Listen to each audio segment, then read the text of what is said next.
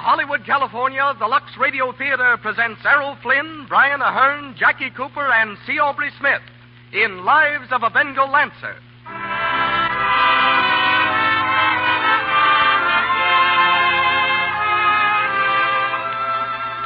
Lux presents Hollywood. This is the thrilling story of the men who bring peace and order to a far-flung corner of India. Suggested by the book by Francis Yates Brown and filmed by Paramount, we stage Lives of a Bengal Lancer with Errol Flynn, Brian Ahern, C. Aubrey Smith, Jackie Cooper, and Douglas Dumbrell. Between the acts, you'll hear General Hugh S. Johnson, former NRA administrator and now celebrated columnist of the Scripps Howard newspapers. The music of the Lux Radio Theater is conducted by Louis Silvers. This program comes to you with the good wishes of the makers of Lux Flakes, those gentle, fast-dissolving flakes millions of women use every day. It's easy to see why Lux is so popular. Just pour lukewarm water on a few of these feather-like flakes. You'll see them fluff up instantly into glorious suds. These rich, buoyant suds float out every trace of soil and perspiration and leave your things fresh and sweet, and lovely-looking, too, because Lux is kind to colors and fabrics. These gentle Lux Flakes keep your things new-looking longer. They're the safe, thrifty care for stockings, underthings, dresses, blouses, and sweaters. Yes, for everything safe in water. And now, the producer of the Lux Radio Theater. Ladies and gentlemen, Mr. Cecil B. DeMille.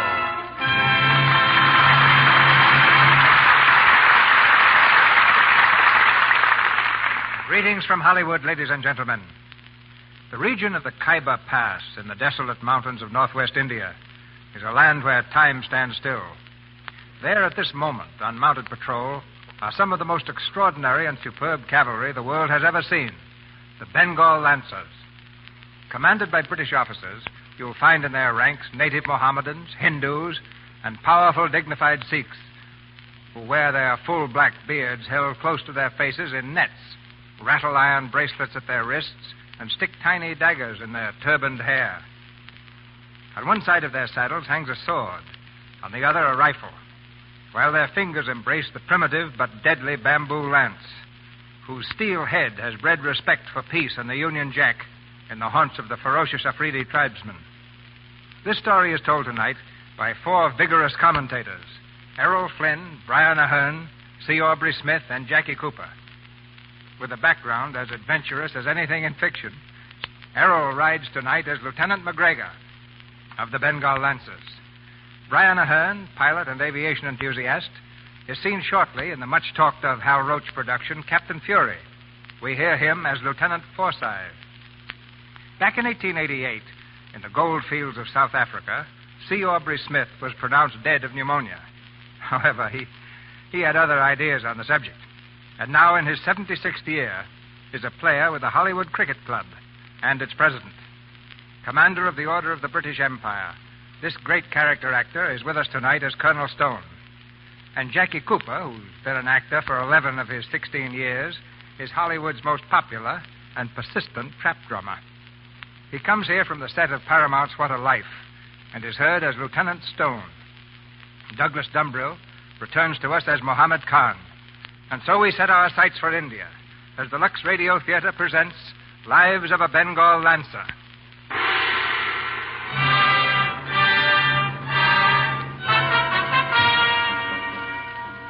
India, the India of the northwest frontier. Looming like frowning barriers are the mountains, rugged cliffs ideal for sniping, from which the bloodthirsty hill tribes swoop down eager for battle against a handful of seasoned British soldiers. Here is stationed His Majesty's crack Indian Regiment, the 41st Bengal Lancers. On an almost impassable roadway, a small detachment of Lancers struggles upward into the hills. There's no sign of life above them, no movement on the cliffs, but suddenly... Column, halt! Well, there you are, Hendrickson. I told you they're up there. I never doubted it, Mr. McGregor. Well, what do we do? Just stand here and take it? We go forward slowly, but on no account do we return fire. But they're Colonel shooting at us, Stone's man. orders. What did he send us out here for? I don't know, McGregor, and neither do you, but the colonel does. Forward! Hendrickson, this is suicide. I don't mind getting pink, but I want at least one shot at the beggars. Where I come from, Where you come from, the Royal Canadian Mounted always get their man. But you're not in Canada now, Mr. McGregor. There. That's Lawton. He's down. Now we can start something. No, I tell you. Colonel's orders. Hold your fire. But the old fool can't have foreseen this, Hendrickson. Look, Mac, I'd like to have you with me in war, but for peace, you're a little too... Hendrickson. Call him, halt! Hendrickson. Where is it? Impulsive. That's what I was trying to say. Mr. McGregor, is Captain Hendrickson hurt, sir? He's dead. Open fire! Rake every tree and rock on that cliff. Go on!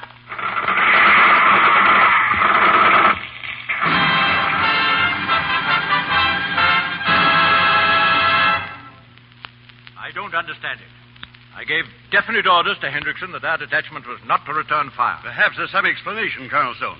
All we know, at least till they get back, is that there was a skirmish and we drove the Afridis back into the hills. Skirmish, yes. With Mohammed Khan himself. Mohammed Khan? Certainly. He was nibbling at my bait, too. If he'd come down off that hill, I'd have had him at last. 4 detachments were standing by in the rear to surround him. So that was your plan? Of course. Now I can't prove it was Mohammed Khan. I daren't touch him. I'm shocked at Hendrickson. I thought him a good officer. Perhaps, sir, if you'd explain to the detachment that they were only there as bait. Explain orders? Explain orders to subordinates? I'm surprised at you, Hamilton. What is it? Mr. McGregor, sir. McGregor? He was second in command, sir. Send him in. Mr. McGregor? Well, McGregor, why didn't Hendrickson come himself? Wounded? No, sir. Dead, sir. Dead? Killed by the Afridis. There's your explanation, Colonel. Most unfortunate. Most unfortunate the command was handed down to you, McGregor. You didn't know my orders. I knew them, sir. You did? And you deliberately disobeyed them? Why? We were losing men, sir. But you did disobey my orders. Yes, sir. And when Hendrickson was killed, Hendrickson knew my orders and obeyed them. Hendrickson was a good soldier. This is more than I can say for you. Then we'll go to your quarters, Mr. McGregor. Yes.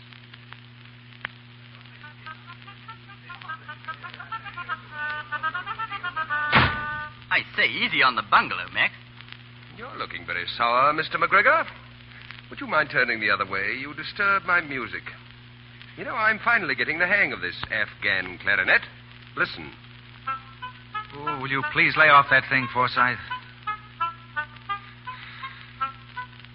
Oh, certainly, Mr. McGregor. Oh. What's the matter, Mac? Been reprimanded? Yes. Old Ramrod Stone. I'm no soldier, apparently, because when I'm attacked, I fight back. I was afraid you'd get in trouble over that patrol business. Why, you knew Hendrickson had strict orders not to fire. I was speaking to Mr. Dawson, Forsyth. I beg your pardon, old man. The colonel's been on this border 20 years, Mac. He knows it pretty well. And I don't, I suppose. Well, I know enough to fight back when my men begin to fall. Stone's got nothing but a ramrod for a backbone. Oh, yes, I know he's a terror for drilling. But when it comes to the real thing, what's he got? Nothing. Bravo! Hurrah for Mr. McGregor! Why, Mr. McGregor. Yes, and here comes the other boot.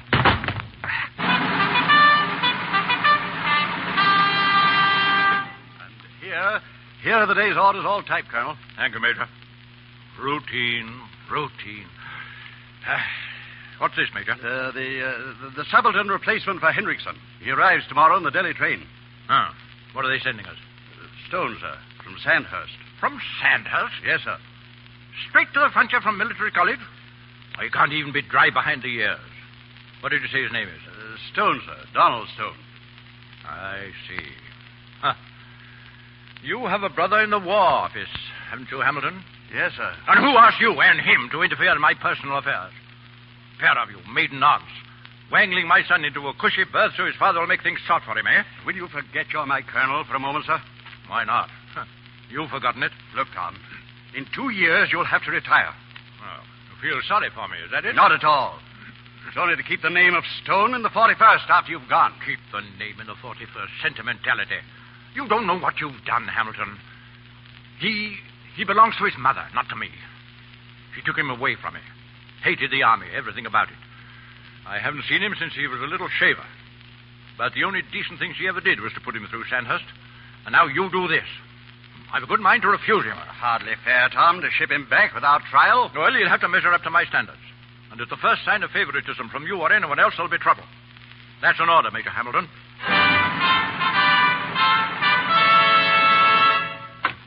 Lieutenant McGregor? Yes, sir. Lieutenant Forsyth. Yes, Major. Meet the replacement subaltern at the Delhi train. He'll be quartered in the bungalow with you. Lieutenant Donald Stone is the name. Stone? The colonel's son. His what? He said his son. Well, well. Imagine old Ramrod having been that human. Oh, I never even knew he was married. Why, sure. Can't you see him proposing? Madam, you'll marry me Wednesday, the 29th. Be at the church at 10. That's an order. Furthermore, you're improperly dressed, madam. Boom.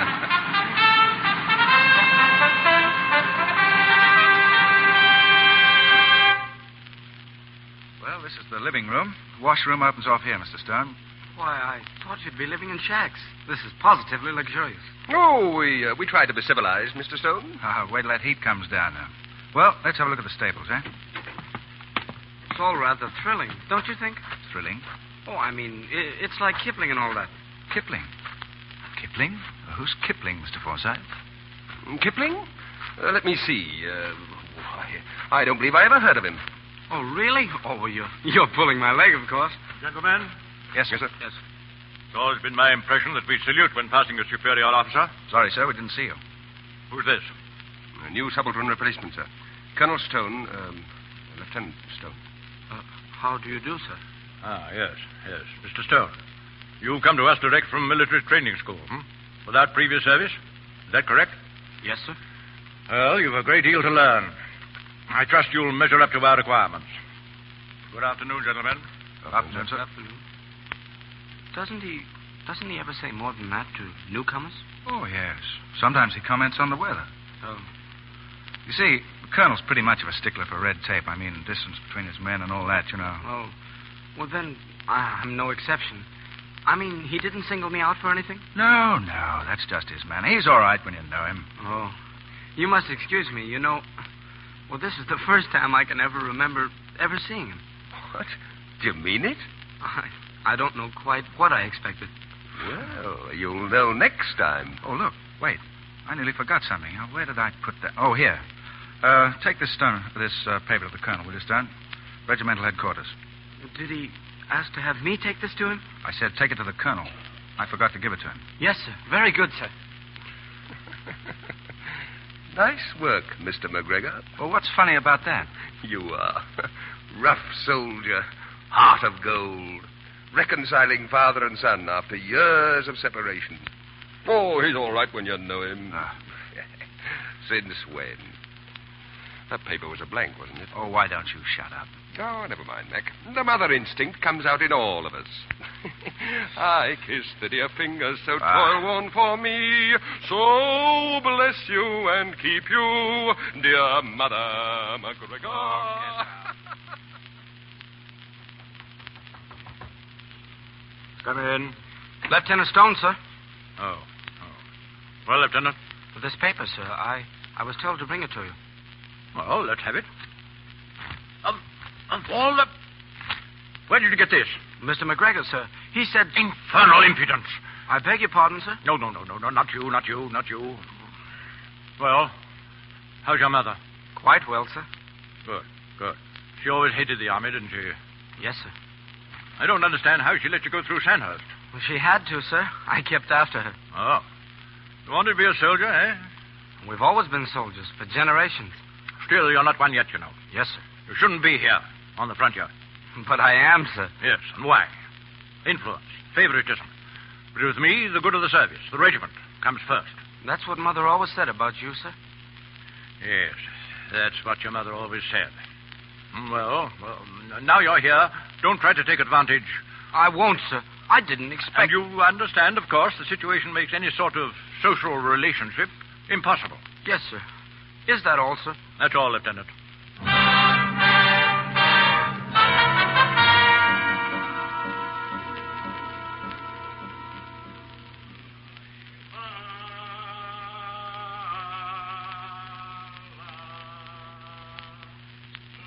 What's that? That? Well, that's the Mohammedan call to prayer. You always know when it's time to dress for dinner by that. Hand me that shaving mug, will you, Stone? Yeah. See the colonel today? Yes. Huh, so did I. I got another reprimand for sending in blank orders. I imagine you didn't do so well either. sorry, Stone. Quite all right. What'd you do all day? Stable duty. What? So soon? I'm not complaining. Well, that wouldn't help you anyhow. You know, every time I look in this mirror, I remind myself of my old man. Ooh, back home. Where was that? Alberta, Canada, wheat farm. You know, I had a colt once. A lot of nerves. A lot of class, too. You could see when he was a yearling, he was no cart horse. Well, my old man hooked him to a plow, and he took all the spirit out of him. He said he'd break him in, and he did. You don't have to be so subtle, Mac. Huh? Am I the horse? What do you mean? I'm no 2-year-old, Mr. McGregor, and if anybody thinks my old man is going to break my nerve, he's mistaken. Well, I wasn't thinking of you at all. Hey, Forsyth, lay off that thing, will you? And let me tell you another thing. I don't need a nurse, Mr. McGregor. What on earth are you talking about? Forsyth, do you have to do that? Well, it's the softer side to my nature. Like yours. Stone, get out there and tell him to stop that thing, will you? Tell him it's an order. Yes, sir. Mother McCree, I'd like to wrap that thing around his neck. McGregor! McGregor! What's the matter? Forsyth, he's on the veranda. There's a cobra right above him, swaying to the music. Where's the revolver? Oh, wait a minute.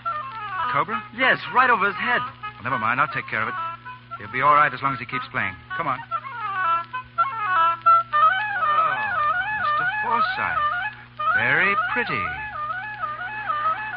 You're improving. They're lovely little things, cobras. Especially when they're swaying 3 inches from your nose. Shoot it. Quick. Oh, no. How about a few variations for the right hand? Cobras have a softer side of their natures, too, haven't they? Finds an outlet in music. Of course, as soon as you stop playing, well, I've heard of men living 2 and 3 hours afterwards. Knew one fellow lived 2 days. What's the matter? Getting tired? Oh, come on. 2 or 3 more notes, Forsyth. Come on, that's right. Now, if you'll move your own nose a half inch to the left. All right, steady. Thanks, Mac. Well, you win, mister. Here, for sale, cheap. 1 second-hand Afghan bagpipe. Mother McCree.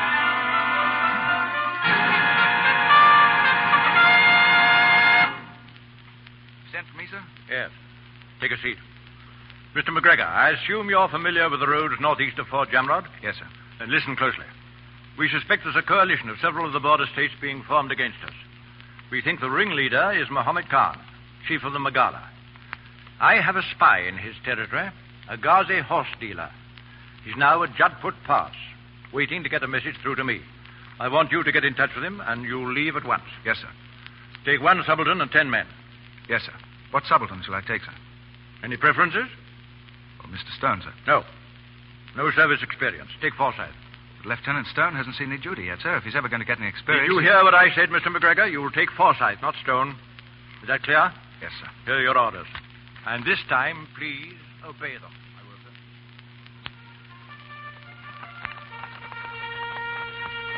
All ready, Mr. McGregor, Mr. Forsyth? Yes, all ready. Why wasn't I sent on this exposition? You've got to tell me. Ready, sir? Wait a moment. Wait a minute. Why don't you answer me? Now, look here, Stone. I'd have taken you along, but you haven't had any experience. What excuse is that? How am I ever going to have experience? I'm doing things here that I learned my first year in Sandhurst. Stable duty. I haven't asked any favors. I'm not asking now. But I resent being held back because I happen to be related to the commanding officer. No one's holding you back. He is. And you let him choose Forsyth. He didn't choose. I chose. I chose Forsyth. Very well. Very well. It looks as if I ever want to get any experience, I'll have to get it myself. Well, now, what was all that about? Oh, well, whatever it is, we haven't time for it now. Mother McCree, that's me, all right. Biggest fool in the Lancers. Forward.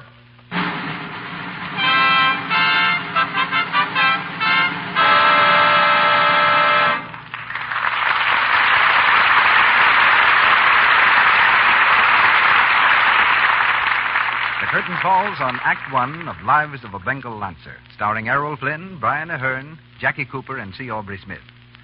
During this brief intermission, we bring you that lovable family of the Brownings. It's after dinner, and we find the family in the living room.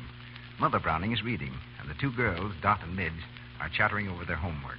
What's your score now, Dot?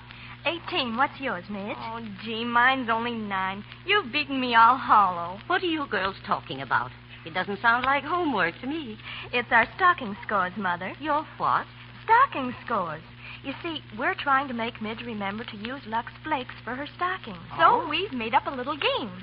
Yes, we're supposed to Lux our stockings every night. Only I still forget sometimes. And then we keep track of how many days our stockings wear without getting run. And, Mother, Dot's worn one pair of stockings 18 days. Isn't that wonderful? Well, it certainly is. What's your record, Midge? Well, I'd have been all right, only I went and rubbed my stockings with a cake of soap a few times, and they popped into runs. What could you expect? Scrubbing your stockings like that, Midget. Well, anyway, I'm better than I used to be. You just wait. One of these days my score will be as good as yours. Well, if you ever remember to always use Lux, it will be. Those girls have the right idea. Try Lux Flakes for your stockings. You'll be delighted at the way it helps your stockings wear longer. Lux saves the elasticity of silk. It's stretch and give. Your stockings won't break into runs so easily, and they'll fit better, too. Yes, Lux helps stockings and all washables stay new-looking longer. That's a good thing to remember, a thrifty thing to remember, because a little goes so far. Lux is thrifty, you know. And now I see Mr. DeMille is ready to raise the curtain on the second act of our play. We continue with Lives of a Bengal Lancer, starring Errol Flynn, Brian Ahern, Jackie Cooper, and C. Aubrey Smith.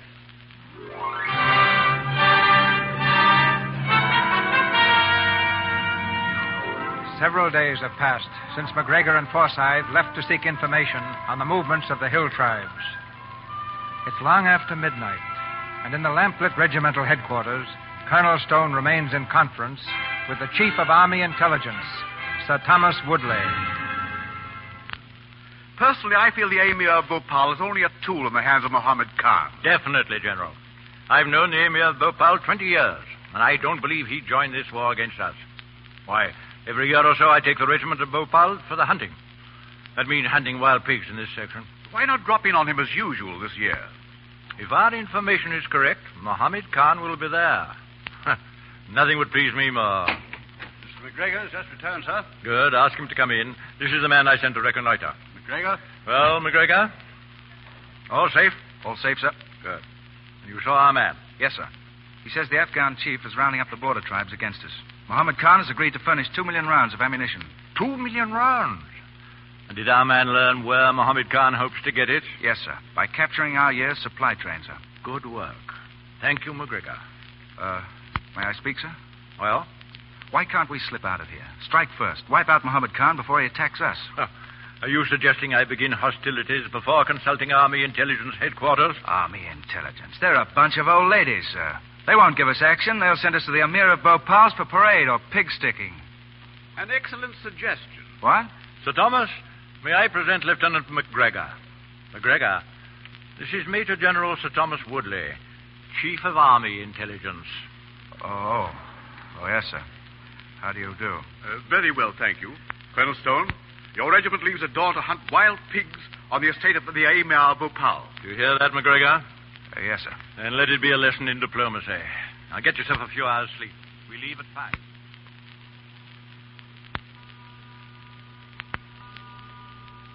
Pig sticking. That's marvelous, that is. Oh, Mac, will you keep quiet? I was just falling asleep. Intelligence Department. Action's just about to bust around here, and all we do is to go and ride over the private hunting grounds of a tin whistle prince, sticking lances into pigs. Wonderful. Sounds rather fun. I ought to be good at that. Oh, by the way, I got some bad news for you. Your ward, young Stone. Well, what about him? What about him? What about him, indeed? What are you talking about? Well, every night since we left, he's been down in the native quarter of the town. Rolls home blotto about dawn. He does? Is he there now? Oh, he's out on the usual binge, I imagine. But we leave for Bhopal in 2 hours. Oh, my. What will stern father say if we leave without his son? You know, you really ought to do something about it, Mac. Oh, let old Ramrod do something about it. I'm going to bed. I reasoned along similar lines. However, you might hang a lamp in the window or something. Native quarters, eh? Well, I suppose I better go and get him. So long, Nursey. Oh, shut up.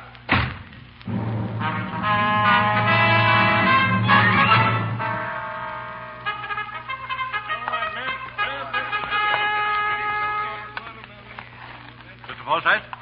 Mr. Mr. McGregor, you're late. The line's been waiting 10 minutes for you. Sorry, sir. I overslept. Overslept? Report to me later. Join your squadron. One moment, sir. Well, Lieutenant Stone? He didn't oversleep, sir. Mr. McGregor spent the night digging me out of a native quarter and trying to get me sober. Mr. Stone, if I didn't need every officer, I'd place you under immediate arrest. Take your place. We leave for Bhopal at once. Forward! Walk! Trot!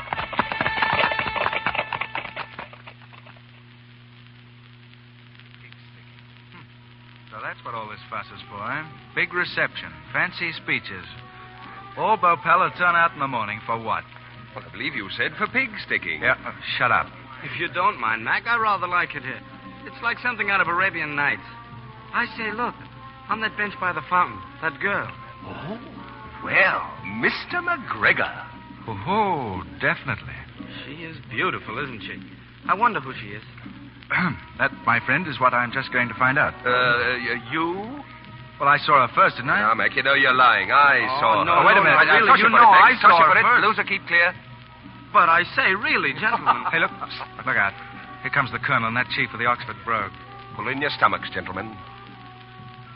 Now, I'd like you to meet two more of my officers, Mr. McGregor and Mr. Forsyth.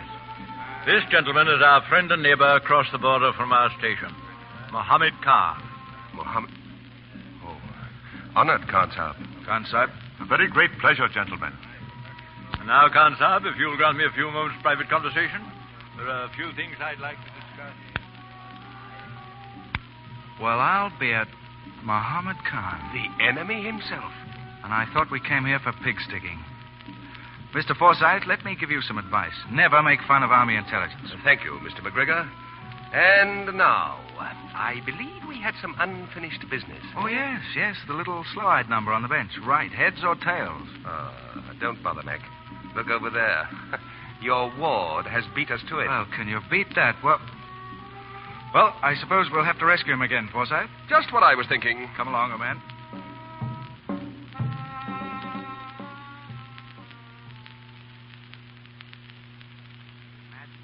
When I saw you here, Miss Volenskaya. Tanya Volenskaya. Did I say it right? Oh, you have a wonderful Russian accent, Mr. Stone. Oh, there. I knew you were Russian. Oh. Hello, Casanova. Oh, hello. You were telling me, Miss Volenskaya, about the opera? I'm sorry, Mr. Stone, but Major Hamilton wants you. Very important. Now, look here, Mac. That's an order, Mr. Stone. Very well. Pardon me, Miss Volenskaya. I'll be back in a moment. Too bad you have to leave, Miss Volenskaya. Did I hear it right? Did we hear it right? Oh, yes. That is correct. No manners, this younger generation, Miss Volenskaya. You forgot the introductions. Now, this is Mr. McGregor, who is strongly imbued with the protective instinct. Oh, and this is Mr. Forsyth, who is a snake charmer. Oh, won't you sit down? Thanks. You said something of snake charming? Did I? Oh, I've much to talk about myself. Now, you take me. I'm from Canada, up in Alberta. A thoroughly dirty trick, Mac, and I won't keep still. You will keep still. These walls are like paper, and your voice carries all over the place. You made me walk right into a heavy discussion between the colonel and that Mohammed Khan chap with the Oxford accent. The old man was furious. Look, you two, please put out that lamp and go to sleep. I'll get even with you someday, Mac. You see if I don't. All right, then. If you want the truth, here it is. And this is the reason you've got to keep away from her. She's Mohammed Khan's. What? Yes, she came here with him. We found it out afterwards. She? I don't believe it. Oh, he doesn't believe it, Forsyth. Oh, go to sleep. Do we have to be up every night saving him from women? We've got to be up at dawn again for pig sticking.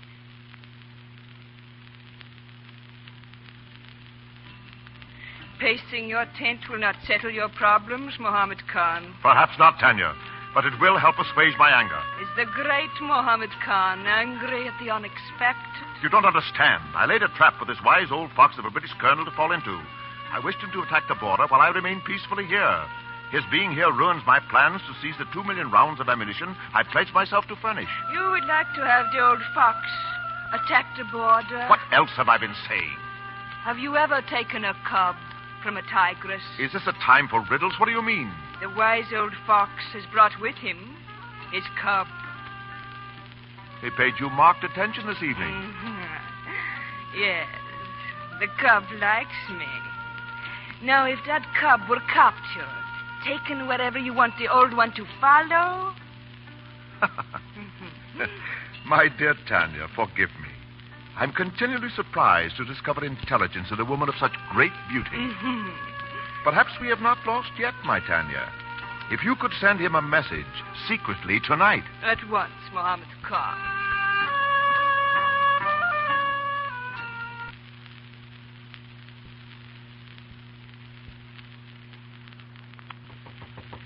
Who is it? Who's out there? Open the door. Hey, that sounds like Major Hamilton. Of all times to wake a man up. McGregor. Forsyth. Yes, sir. You'll go to the colonel's quarters at once. Yes, sir. Anything wrong? Mohammed Khan and his men have decamped, and they've taken young Stone with them.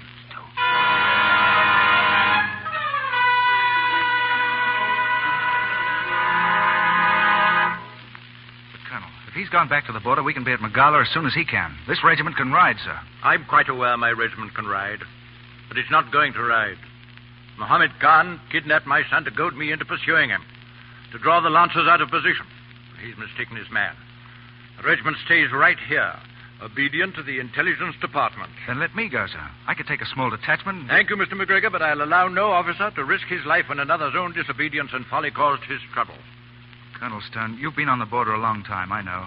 But perhaps you've never heard what Mohammed Khan does to his prisoners. I've been on this border 20 years, Mr. McGregor. You're unnecessarily dramatic. Am I? I was just beginning to think I was wrong about you. But I wasn't. You're nothing but a ramrod. You'll sit here while they kill your son by inches. Please, Mr. McGregor.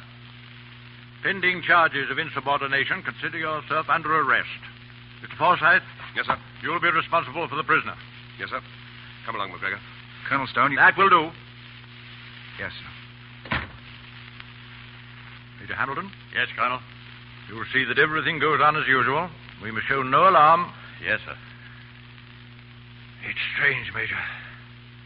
But for the first time, I begin to realize I have a son. You may go to your quarters, Major.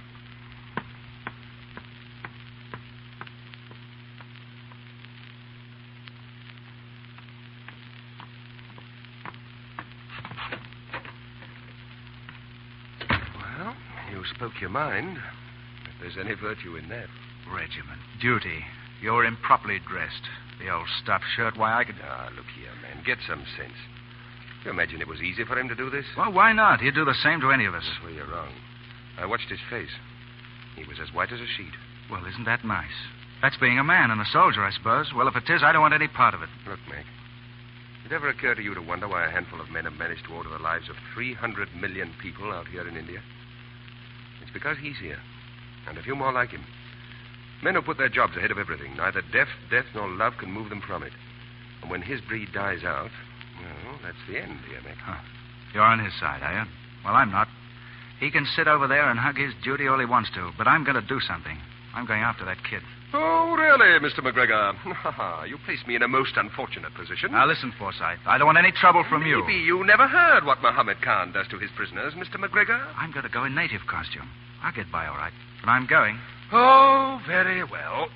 When do we start? What do you mean, we? Well, you're my prisoner, you know. Can't let you out of my sight. We'll go after the kid. Oh, so I'm Mother McCree, huh? Well, I guess this makes you something, too. Come along, Mrs. Forsyth. Come along.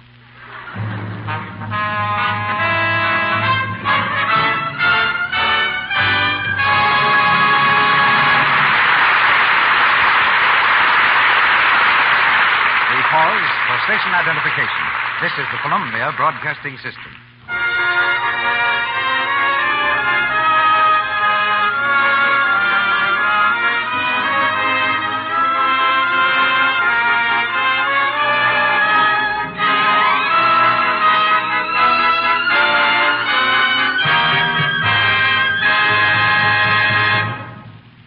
We've just finished the second act of Lives of a Bengal Lancer, starring Errol Flynn, Brian Ahern, Jackie Cooper, and C. Aubrey Smith. During this brief intermission, we bring you our guest of the evening. But first, a word to the ladies. Look at your hands for a moment. Right now, while I'm talking, won't you? Are they as smooth and pretty as you'd like them to be? If they're not, maybe it's the fault of the soap you use for your dishes. Why not switch to Lux Flakes? Lux is kind to your hands, you know. It has no harmful alkali Absolutely nothing to dry and age your skin. It helps your hands stay soft and smooth, the way you want them to look. Next time you buy soap for your dishes, think of your hands and say, Lux Flakes, please, in the large size box. And now, here's Mr. DeMille with our guest. Like the men of our play, tonight's guest, General Hugh Samuel Johnson, has had a career long characterized by service to his country. Serving with the Army in the Philippines and in Mexico under General Pershing, General Johnson, during the World War, handled the gigantic problems of the drafts and Army supply and commanded the 8th Division. Famous as administrator of the NRA, he's also an author of books and articles on national events and a two-fisted columnist for the Scripps Howard newspapers. We switch our microphones now to Washington, D.C. General Johnson, come in. I like these radio presentations of great dramas. I think The Lives of a Bengal Lancer is the best movie I have seen. I saw it 4 times. My son, a captain in our regular army, has seen it oftener.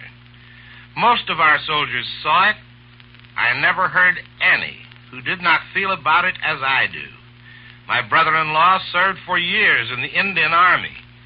He took into France a Punjabi brigade, the very type of troops here pictured. The Lives of a Bengal Lancer is true to life, if not to any particular story. To anybody who has served in the Orient, it wakes memories as poignant as is peat smoke to an Irishman. The motto of West Point is engraved on the ring of every man who ever graduated. Grant, Sherman, Sheridan, Lee, Stonewall Jackson, Pershing, and thousands of others. It is simply duty, honor, country. On that motto, a tradition arose. It demands and receives any sacrifice for the nation, even certain death. We can ever rely on it, as the country has relied for almost a century and a half. The Lives of a Bengal Lancer tells a similar story of the British Army. It is no better and no worse than thousands of stories that the American Army knows. I don't usually cry at movies, but I bathe this one in weeping. It is a simple, honest tale of men who would rather be dead than not be decent. Nobody deserves credit for doing his plain duty, but every man who dies doing it deserves at least the tribute of a tear. The General salutes the soldier. Thank you, General Johnson. We return to Hollywood for Act 3 of Lives of a Bengal Lancer, starring Errol Flynn, Brian Aherne, Jackie Cooper, and C. Aubrey Smith.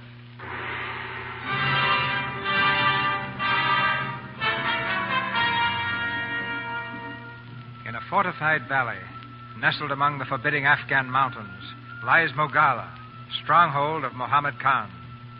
In a crude room, richly hung with fine tapestries, the Khan, in native dress, is seated cross-legged on the floor.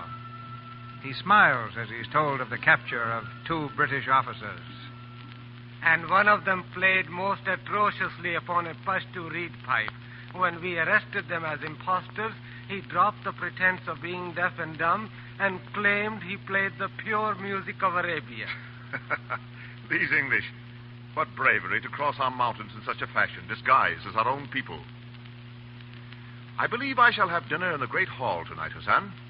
And I will have these 2 English officers as my guest with Mr. Stone. I want the dinner to be faultless, in the English manner I taught you. Candles, the good silver, the fine china, and yes, the 1870 brandy and the 1912 Medoc. It is done, Muhammad Khan.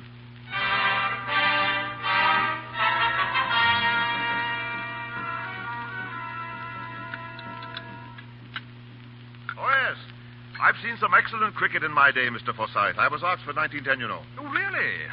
Then that explains your tastes. A really splendid dinner, Khan Saab. The mutton, how was it?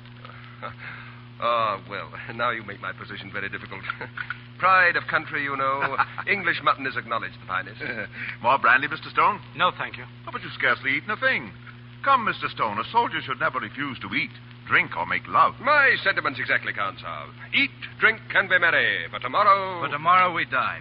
Khan Saab, I'm getting fed up with this cat and mouse stuff. What's the score? Easy, Mick. You've caught us. Now what are you going to do with us? Mr. McGregor wants action. Well, perhaps you shall have it. It will depend. Go on. I naturally regret that Colonel Stone did not rise to my bait and attack me when I removed his son. I now must admit I had underestimated the Colonel's intelligence. Well, what's that make us? It makes of you whatever you choose. In fact, I am prepared to furnish all three of you with horses and a safe conduct pass through the mountain tribes so you may rejoin your regiment. And what's the catch? You have but to answer two simple questions. Watch this one, Mac. I want to know by what route the yearly ammunition train is coming to supply the 41st Lancers and just where the 41st Lancers plans to meet it. Well, when the furry household animal jumped out of the bag, it really jumped, didn't it? Well, gentlemen, you will not tell me? We have ways to make men talk, as you are all no doubt thinking, effective ways. And so, if you will not give the information voluntarily, I will have to call upon experts to assist you. My household guards, gentlemen. Does this mean we're prisoners, not guests? I regret to say it does. Well, that's splendid. Because I've been wanting to tell you all along what I really thought of that mutton. Precisely my thought, Mr. McGregor. I regret to say it, Mohammed Khan, but your mutton is distinctly inferior. The word, Mr. Forsyth, is rotten.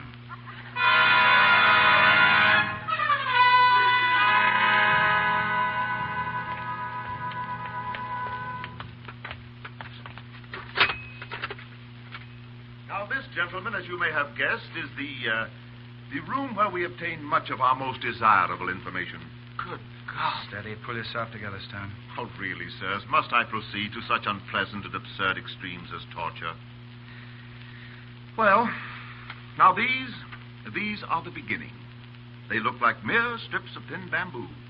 However, driven under the nails and lighted, we find them very, warm and persuasive. Lakra Jalao. Mr. Forsyth and Mr. Stone, I will ask you two to watch while we start with Mr. McGregor. Salutary, the effect of watching at times. You devil, shut up. Thank you, Mr. Forsyth. I dislike dramatics intensely myself. Now, Mr. McGregor, if you will sit down, please. Lakra Jalao. Warm, Mr. McGregor? Now, that ammunition train will be where, please? I don't know. Where? I don't know. Oh, but you do. Think hard. I don't know. I don't know.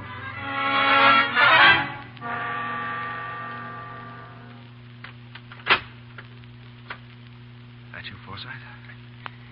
Yes. Have a cigarette. They all through with you? I hope so. Seem to have got to the second stage with Stone.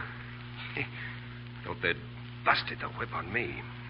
You know, now I've been through it, the licking my old man gave me once was almost as bad. Don't make. You didn't talk, did you? Not unless I was unconscious. Did I? If I knew you could swear like you did. Oh. Oh, I'm not so bad. They're keeping him longer in there than they kept us. Yeah, seems like it.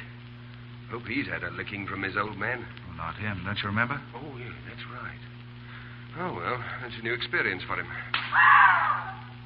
Somehow it hurts worse to hear it on him. Maybe that's because you think he'll talk. Well, don't you? I can't help but feel... Well, after all, he's got the old man's blood in him. Listen, they're bringing him in. Hope so. Oh, my God, don't do it. Don't do it. Here, take his head back. On the bed with him. Right, up. Here, cigarette, kid. Leave me alone. Leave me alone. Listen, did you talk? Leave me alone. Sorry, Stone. We have to know. I didn't talk to you. I swear I didn't. All right, kid. All right, we believe you. Here, take the cigarette. Well, I guess Mohammed Khan found the Lancers a pretty tough bunch.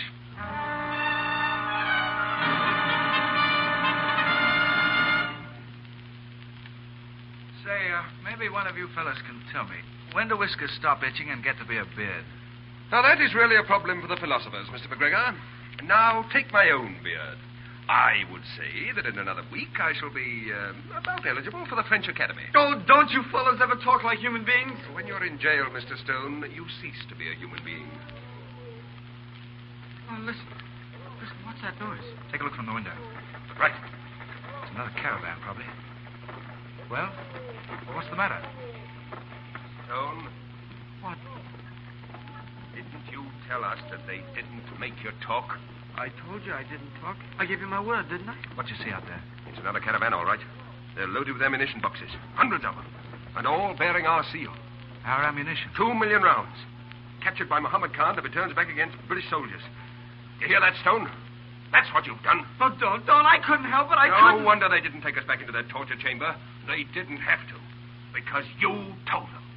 Because you didn't have the nerve to stand a little pain. Well, you think of the pain you'll cause our men, our messmates. Oh, stop it. One of us gone to pieces is enough. Don't take it too hard, Stone. It's not your fault entirely. But I can see now how right your father was. The Lancers are soldiers, well-seasoned soldiers, toughened by service. You're a kid, and the Lancers are men. Your father wanted to make a man of you. Wanted to get you so that you could take it. Take anything and never let the army down. That's the only thing we want out here. Chance to do a job and to do it well. Well, I guess you know that now, kid. Watch it. Good evening, gentlemen. Well, the old mutton server. My friends, I thought you might be interested to know your clever Colonel Stone is about to pay me a visit. Some call it an attack against me with the 41st Bengal Lancers. They're now only 2 hours away. I expect to make his reception a memorable one. But I hope to capture the colonel alive so that I may see his face when I present him with his son, who has betrayed him. Good evening, my friends. 300 Lancers. Against that ammunition. The colonel wouldn't do anything so foolish. He has to. Once that ammunition's distributed, it means a general war. He's got to try to recapture it or destroy that ammunition. Wait. Got an idea? I think so. What do you see out there, Mac? I was just measuring the distance from here to the place where they're storing that stuff. Oh, about 200 yards, I'd say. No. Near 100. Yeah, I ran the 200 at Cambridge. Is that so? Well, I run the 110 flat at McGill. This is a job for 100 yards. Toss you for it, Mac. Oh, no, you don't. I'm your superior officer. You take your orders from me. You forget you're my prisoner. You take orders from me. No. Shh, someone's coming. It's the guard. Without food. Now. Here's our chance. Get behind the door. Get it. Well, so long, Mac. Oh, no, you don't. If anyone's going. I'm sorry, Forsyth. But I said this was my job. So long. Mac, come back. Shut up. You want to give him away? What's he going to do? He's going to blow up that ammunition shed. If he can. Blow up the... Mac! Get away from that door. Oh, no, I'm going after him, You try it, and you'll get what Mac gave me. Oh, but he's going to die for what I did. Let me out. You... Oh. You asked for it, Stone. Now, listen. McGregor went out there to blow up that ammunition, and himself with it, so that your father can hold up his head. You might think you can run out on that, but you can't. You're going to face it. All your life you'll face it. And your father's never going to know. And that's the debt you owe McGregor. You hear? I hear. Yes, then you pray that Mac has luck in blowing that place up, or you'll have no father to keep the secret from. Go on, pray. Pray, I tell you. Oh, God, let him get away. It's a miracle I'm asking now. But he's there to die for me, for what I've done. It's I who should die, There he not goes. him. There he goes. Miracle, Across the yard. miracle. Oh, keep going, Mac. Keep going, men. Go on. He's there. He's there. Good boy, Mac. Good boy.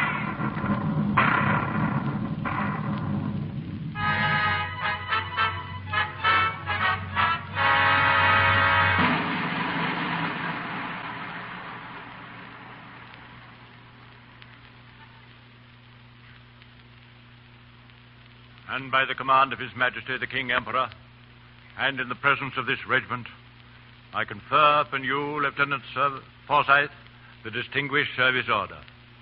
Thank you, sir.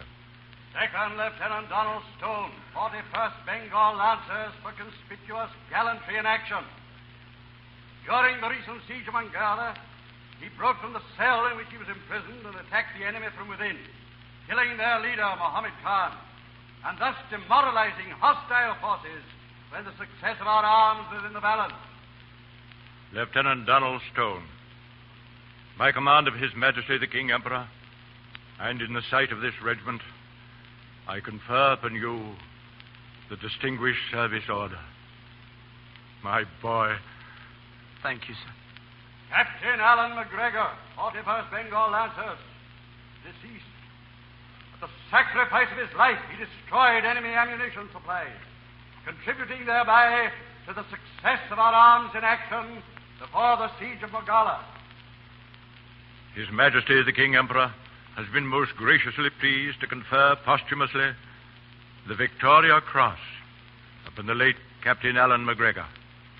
In accordance with the custom of this regiment, I place this cross upon the saddle cloth of his horse. Move to the right in column of force.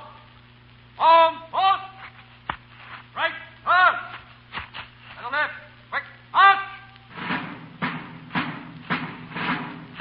McGregor. Yes, to take it. To take anything. Never let the army down. That's the only thing we want out here. It's a chance to do a job. And to do it well. Well, I guess you know that now, kid.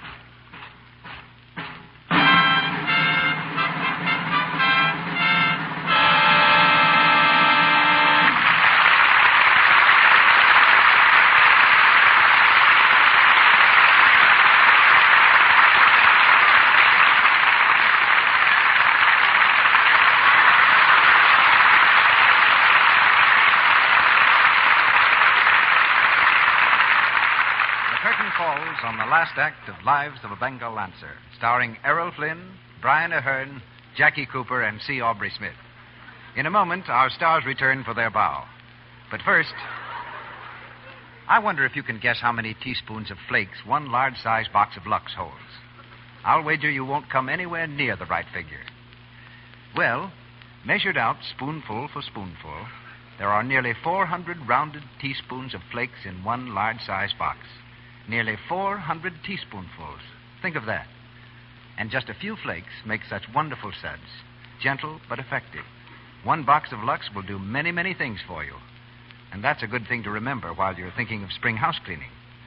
It would take a long time to list all the things Lux Flakes will keep fresh and bright in every room of your house.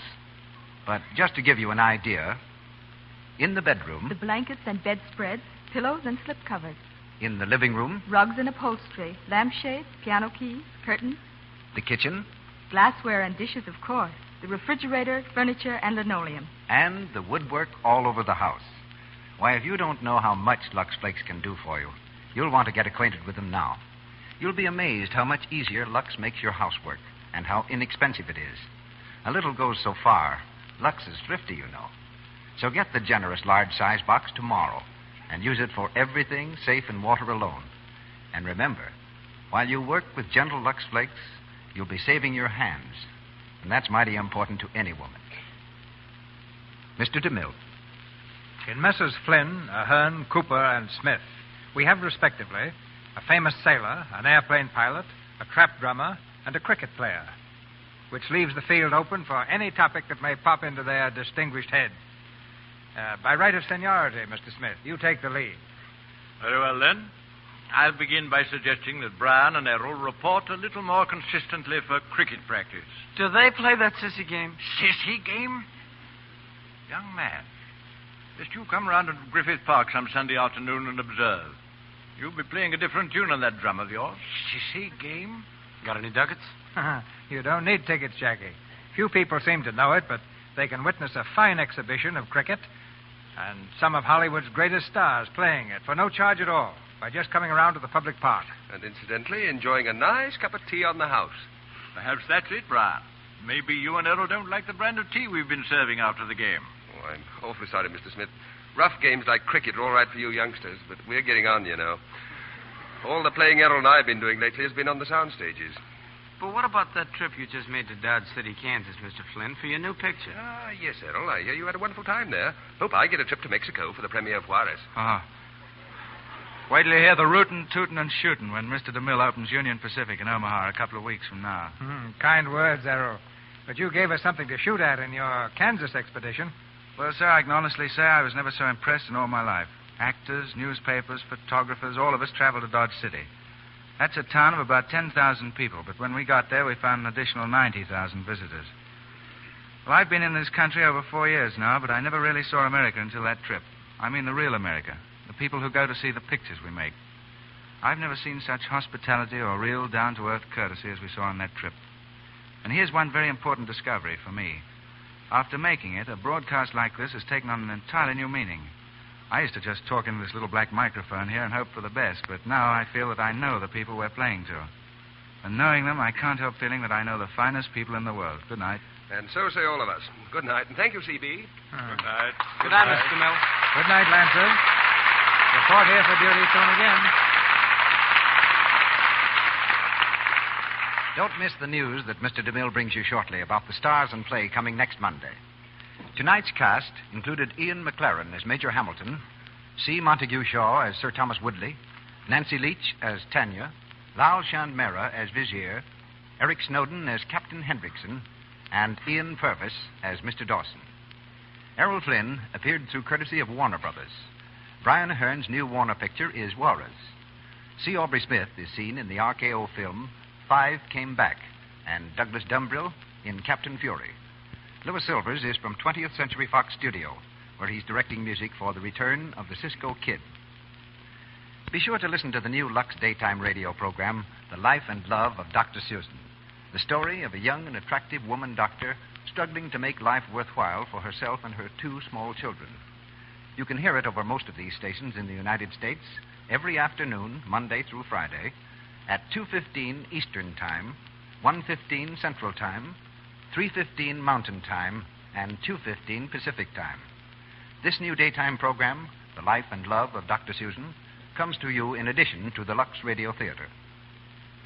Now, Mr. DeMille. Tonight's play was concerned with a type of warfare that's found only in one corner of the earth. But there's another battle which concerns all of us, the war against rackets. Seldom has this modern crusade been pictured more effectively than in the hit film Bullets or Ballots, the exciting melodrama you'll hear a week from tonight. The story of a city detective's fight against organized crime. The star will be the same powerful performer you saw in the picture, Edward G. Robinson. And opposite Mr. Robinson, Mary Astor, Humphrey Bogart, and Otto Kruger.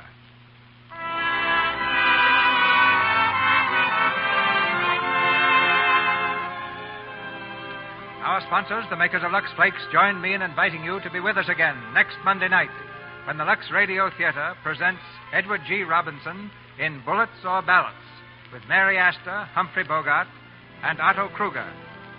This is Cecil B. DeMille saying good night to you from Hollywood.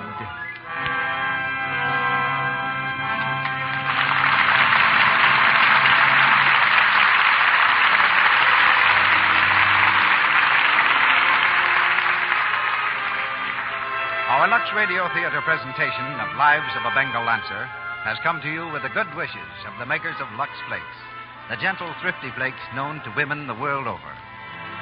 As Mr. DeMille told you, our play next Monday night is Bullets or Ballots, and starred in it you will hear Edward G. Robinson, Mary Astor, Humphrey Bogart, and Otto Kruger. Join us again next week in the Lux Radio Theater. Be part of the large audience that gathers each Monday to enjoy an hour of dramatic entertainment and to meet Hollywood and its famous people.